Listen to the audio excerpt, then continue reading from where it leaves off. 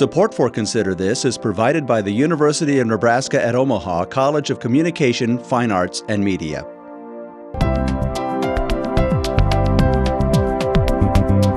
Consider This, a program of issues and information behind today's news. Let me ask you a question. What? When you look in the mirror, what do you like best about yourself?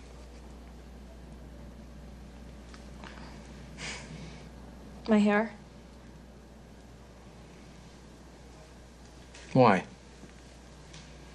My father always says that it reminds him of a sunset. Play the sunset.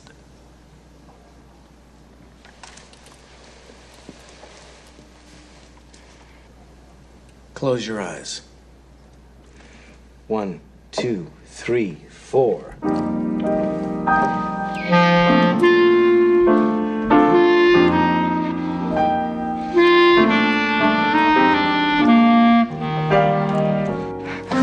Don't stop playing.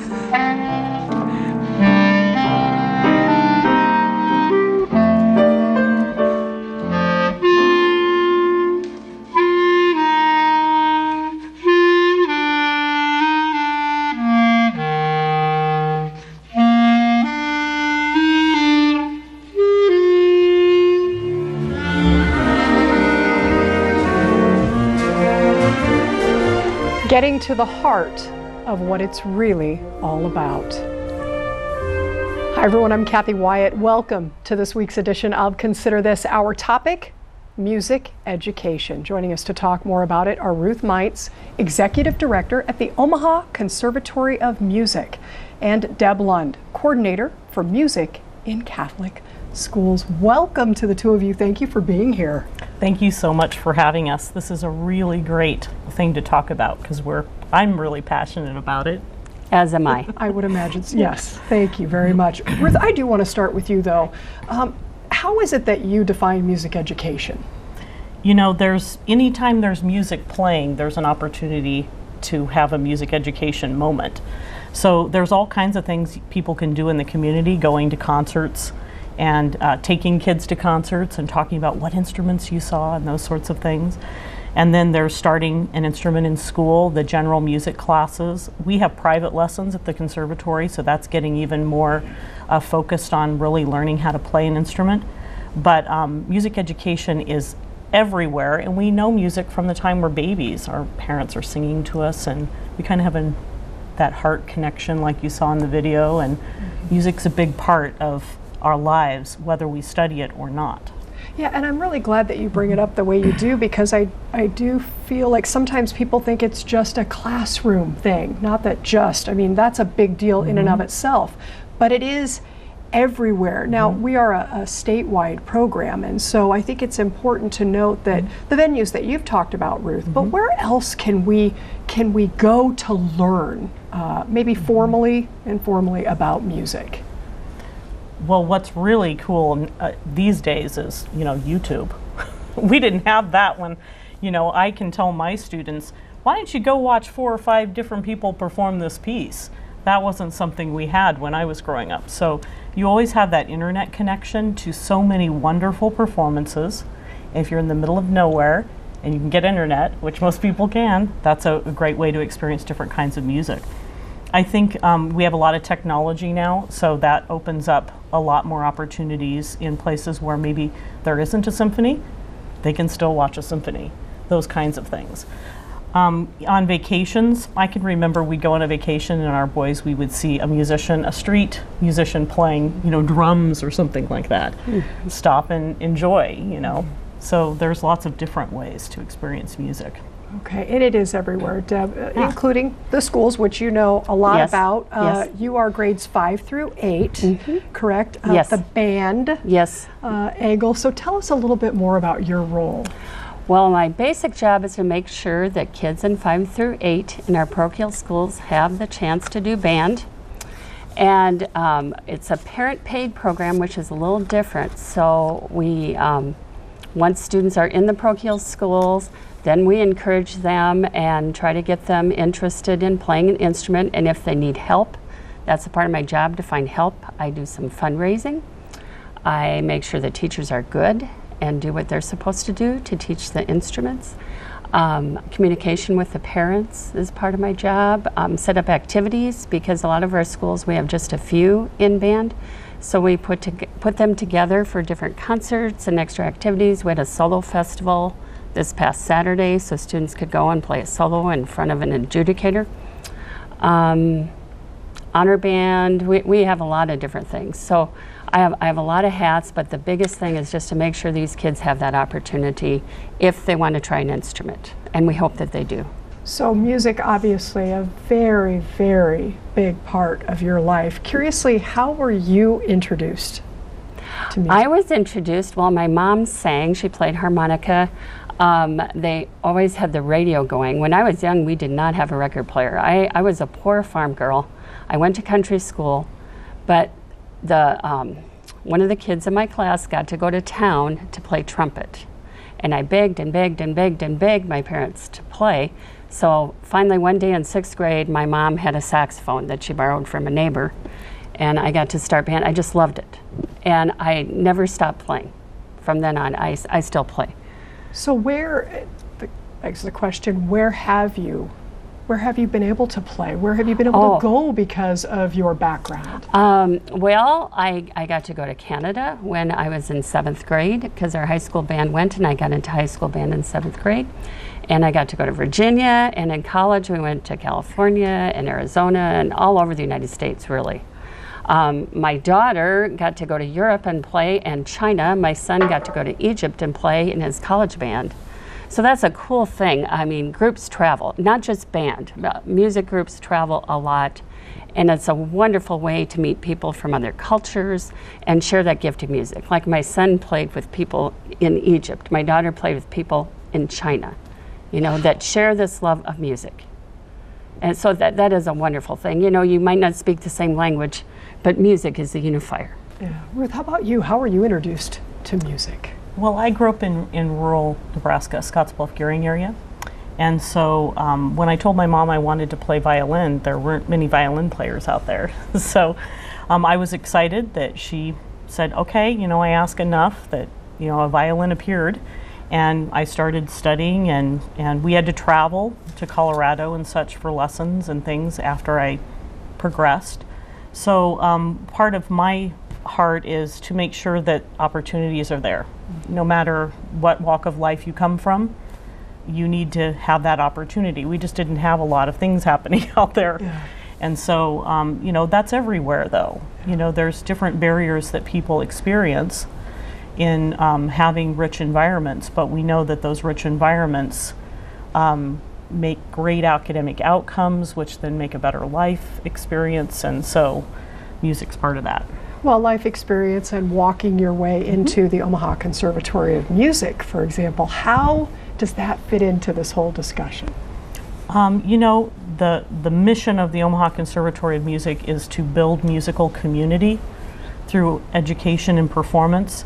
And so that's what we do. There's kids that are studying that are age 3 all the way through, adults that have retired and they want to try something new that they've never been able to try before. So that's a really rich musical community in age. Mm-hmm. And then there's also, we have outreach programs to the Winnebago Reservation, and also about 900 string sprouts throughout the state of Nebraska. They're age 3 and 4 years old, that we provide the instrument and the lessons for at no charge. So these are many kids that would not be able to have that experience. So it's pretty exciting. Well, and talking about kids, I'm sure you've both dealt with people of all age groups, right? But let's focus on the kids for a minute, Deb, and let's get outside of music for a second. What are the kids these days into? Everything. Everything and too many things. A lot. A lot of them are overscheduled and really, really busy. And that's one of our challenges, and I would guess for Ruth also with the conservatory, getting kids into music and staying with it, because they are so very, very busy and they just can't keep doing everything that maybe they're good at or want to do. But sports is really big, dance is really big, scouts, our students do scouts. I mean, everything, you know. And then there are all these technology things that keep them busy, where they want to do something that's right there, but playing an instrument doesn't come just like this. It's a process. It takes little steps at a time. So that's difficult for some kids because they expect to play, and they expect to play a song right now, and it just doesn't come like that. You got to work at it. Yeah. So, you know, we have more and more challenges because of today's world, but students still have this gift because it's a part of them. Music is a part of us, and we try to enable them to explore it and learn and grow. So in this day and age then, Deb, what do you find to be really, I mean, as Ruth explained earlier, it's all around us, but what do you find to be that trigger, that one thing that takes that very active child and turns their attention for a minute, at least a minute, to that particular world so that they become interested and then eventually become engaged? Well, I think when they realize that after they have done some of this work and then they play something and they get some applause, the teacher recognizes, wow, that is a tough thing and you really did well. The parents might recognize the tune all of a sudden. Those kind of things I think are really good for them and inspire the students. Okay. That they learn, hey, it takes some work, but we can do it. Ruth, I want to ask for a minute, because I know and you both deal with parents as well. Really good people out there who will come to someone with a music background and say, oh, I'd love to get Johnny or Susie involved, but you know, they're not really that musically inclined. How do you respond to that parent? I think everybody has, you know, I've heard that so many times. But I think everybody has music, as I said at the beginning, within their environment. So no matter where you're starting, it doesn't matter if you feel like I'm tone deaf or whatever it is that you think is the issue. That can always go from 0 to 0.1 or to 1,000. You know, you can take a child from wherever they are and move them forward in the music world in some way. And music is one of the only disciplines that engages both left and right side of the brain, but it also engages the emotional center. And so that's that heart connection. And so when you're dealing with music, you're dealing with the voice of the person. So do you speak? Yes, you do. That's your voice. Mm-hmm. Voice, talking has rhythm. Has a rhythmic aspect. So there's no way somebody can tell me, if they just said to me in their voice, I am not a musical person. Speech in itself has elements of music. That's okay, that's pretty cool. And research will support what she's saying. Deb, we do have a graphic we're going to go ahead and put up for our viewers. Okay. Talk a little bit more in depth about the benefits of what we're talking about today, music education. Well, amen to all of those things there. Language, like I said earlier, you know, music is a language, and we connect through music, and I think it makes speaking easier and just lots of things in regards to that. Increased IQ, you know, especially with math. Music is so mathematical, but when you learn to play an instrument, you are learning history, you're learning some organizational skills, you're learning discipline, you're learning cooperatively. That's not on there, but I like to stress cooperation, because we do a lot of group things, as I know the conservatory does, mm-hmm. and you are working together towards a goal, and you learn that some parts at some points are a little more important than others. But so that's a really big benefit. Improved test scores, spatial skills, those are all really, really good things. I think it's good to do it because music is a part of us. Music is an art that makes us human. It separates us from animals. You know, it's just an important part of us. And amen to what Ruth said about anybody can do it, you know. You might not be the greatest player, but you can give it a try and you will learn a lot and you will benefit from it. So let's go back then. Believe that you can learn something at any age, but let's go back to another commonly asked question from parents, which is, Ruth, I'll direct this one at you. How old should my child be when they start lessons, big question, very common. What do you tell them? Well, we will start as early as 3. So in the Sprout program, and to piggyback on what you said, in the Sprout program, we have a UNMC project going on where we're measuring the outcomes of what music education does over, we have 1 year now. So we have one group of kids who studied a year, 3 and 4-year-olds, and we found out that on scales of measurement, we're way high on vocabulary improvement. So that's an exciting connection. They're getting ready for school and their vocabulary is improving a lot from just being in music lessons. This is data. So that's exciting. So there's those years between 3 and 5 where we're very, we're like a sponge, and those are the years that I think it's really important to be in an environment that's like that, rich in resources and experiences. And so I would say as young as possible. Now, does that mean, you've got a 10-year-old or a 15-year-old that wants to start, or you're retired and you want to start? You should do it. They've found out that with adults who have studied music, when they test their brains to find out, whether they can do it without even knowing, if you studied music, they see different patterns in your brain. What you can do is pick out a voice out of a texture, because we study a lot of times what's melody and what's harmony. Right. So if a child is learning about what to listen for, won't that help them in a lecture when there's a lot of other things going on to focus in on the teacher's voice? It's as simple as that. Okay, great. And Deb, what about the instrument? I think the fallback used to be, maybe it still is, I don't know, piano.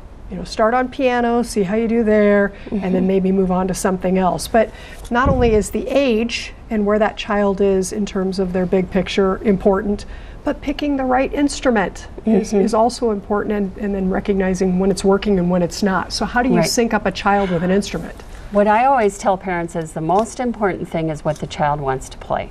They will do the best at what they want to play. If they don't know for sure, then they should try some out. They should listen. YouTube is great. They should go to concerts. What do they like? What they like the sounds at? And then if there's some physical things, sometimes there are, we will direct them to certain instruments. But for the most part, a student can play what he or she wants to play when they really want to. The band instruments are a little bit different than strings because they're not different sizes. So we do not start until 5th grade because they need to be big enough to hold them. And they'll be more successful. In 5th, 6th grade across the country is the normal starting time for band. But the nice thing about strings, you can get these little tiny itty bitty ones, and 3-year-olds can play them, they do really well. So, if parents call me and they really want to get a child started, I say, try some piano, try violin, start there, and then when they get to 5th grade, then maybe you want to play a band instrument. Okay. And Ruth, what about teachers? I know when you're in school, you have your music teachers and your band teachers and so forth. For folks maybe wanting private lessons, how do you sync the student up with the right teacher? It's really important. They're going to spend time with them and learn from them. So that's actually a really neat thing about being a private music teacher, is you're one of the only people in that child's life besides their parents that may see them year after year after year after year. It's a really neat thing. I think the most important thing is to have really good teachers, because a good teacher can be the right teacher, because it's really about how does the child learn, and we as people will try to motivate and teach in the ways that work for us. I'll try to motivate in what motivates me, but if I'm aware, hey, there's other things that motivate people besides the 2 or 3 things that motivate me, then I will work with that student to find what captures their attention and engages them. So it's really about making sure you have really good teachers that look at the student and find out, where is the student really capturing my idea, and then moving with it. Okay. And Deb, engaged and captured for that time frame with the teacher, but then they take their instruments and they go home. So talk about the importance of environment and practicing when it comes to all of that. Well, practice is really important. And a lot of parents do ask, well, I don't, or they'll say, I don't know anything about music, and you don't need to. What you need to do is provide a place and a time. Help the child remember they need to practice, set up a schedule. Providing a time and a place is the most important thing, and they do need to practice. Now, we say every day you eat, you need to practice. Okay. I don't know if you say that. Oh yeah. Only practice on the days you eat. Yeah. And what's your expectation in terms of rehearsing per day? What is that now? Well, when they first start, 15 minutes a day is a lot for a beginner. When they've played a little bit, like maybe after a year, we say 20, 30 minutes a day. But most of our students do not practice any day anymore. They're too busy. Mm-hmm. So we'll say 4 or 5 days a week, 20, 30 minutes a day. They would do well if they do that amount of time. Okay. And Deb, you both touched on it actually, but that parent or guardian's role in making sure this child is advancing, progressing the way that they need to. Talk about how critical it is to have the parent buy in to what's going on, Ruth. Well, in the Sprout program, that's one of the unique aspects. There isn't a program like it in the United States, actually, that requires the caregiver to attend every lesson. So they're 3 and 4, the caregiver is in the room with them all the time, and they also learn to play at the same time. So, you got a 3-year-old, they're really not going to be able to do too much on their own, so they have to have the parent there understanding what to do, and, phenomenal results. So, I was mentored by the man who brought Suzuki Method from Japan to the United States, and so I have my foundational thoughts about that are the Suzuki Triangle, which is parent, teacher, and child working together. So in my studio, parent has to be there. I just don't take students if the parent isn't there. Mm-hmm. There are different approaches, and they're all, worthy of discussion. But I find that having the parent there, there's not that many things that parents get to be there to watch their child learn and enjoy, that relationship with them. Mm-hmm. So even when my kids get to be high schoolers, often the parents still continue. They don't need to be in the lesson, mm-hmm. but they're there, and that's an hour of their lives. I know what it was like when my kids were high schoolers. It was see ya at 6 a.m. and howdy at midnight, for right. whatever. Right. Yeah. So it's kind of a special time. But, kids also do well when their parent doesn't attend the lesson. They just have to be, as she was saying, the parent needs to say, have you practiced? Set up that space for them to do so and encourage them. Deb, and we encourage them, and we want what's best for them, and we want them to follow their dreams. And there are those students out there, a lot of them really, who are what I might call Broadway bound, right? They want to take all that they've learned. And they're good. They're really good. Yeah. And they want to go hit the big time. Yeah. When a child comes to you, a student comes to you and says something like that, how is it that you respond so that you find the balance in your answer? You don't want to, you don't want to squelch their hopes and dreams, but at the same turn you want to be realistic. Right. I think it's back to if a student really wants to play, they can do it. So I try to be encouraging, and especially if there's definite talent, but it's going to take a lot of work, it's going to take a lot of connections, and it might be a slow road, but they can do it. And then the other thing I say is no matter what, you can continue to play, you can continue to love music. We need listeners, we need community bands, we need community orchestras. It's good for all of us.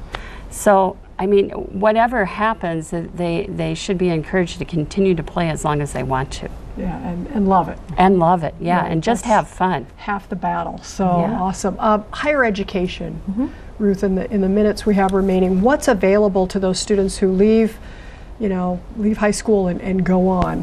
What's available these days for them? I think if they're going to major in music, there's so many different ways to major in music.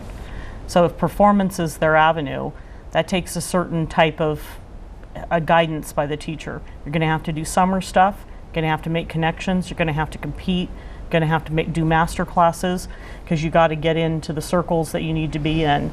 If it's music education, we need great music teachers, and they're still going to have to play well, but there's going to be a lot of academics that they have to do along with that.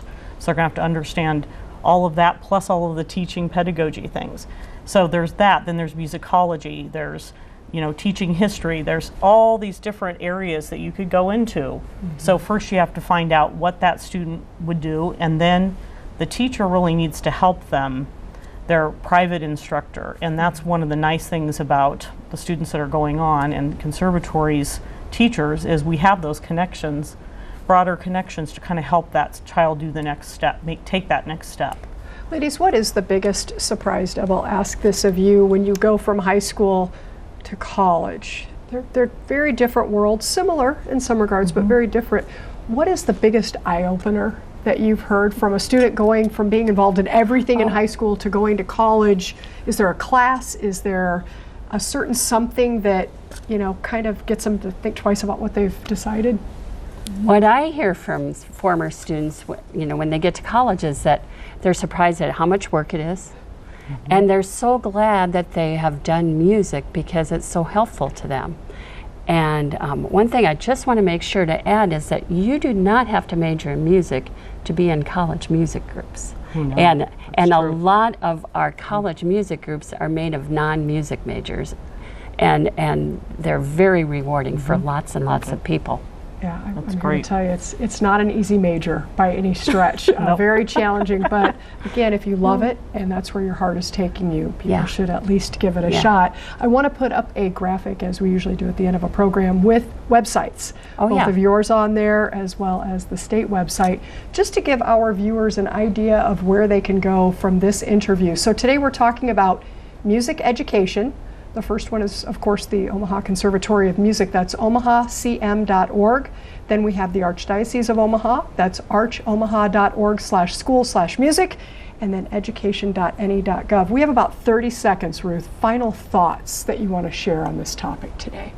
Oh, wow. My final topic or statement would be, get your kid involved in music. Whatever you can do. It's rewarding and it's fun. And it's just something that everybody should get a chance to experience. Excellent. Deb? Amen. I think that's great. I agree completely. Gosh, if I were ever worried about finding two more passionate guests about something, I don't know what I could have possibly been thinking. Thank you both very much for being here to share your time and expertise. March is Music Education in the Schools Month, and that's part of the reason that we're doing this today. Couldn't have picked two better guests. Thank you so much, very much. And best wishes moving forward with the kids of all ages. Right. You bet. Thank you. Thanks. Thank you all for watching. We'll see you next week.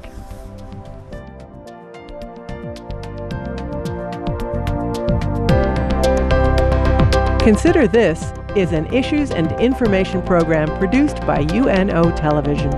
More information can be found at unotv.unomaha.edu. If you'd like to share your comments about this show, call UNO TV at 402-554-2516 during regular business hours, or email us at considerthis@tvmail.unomaha.edu.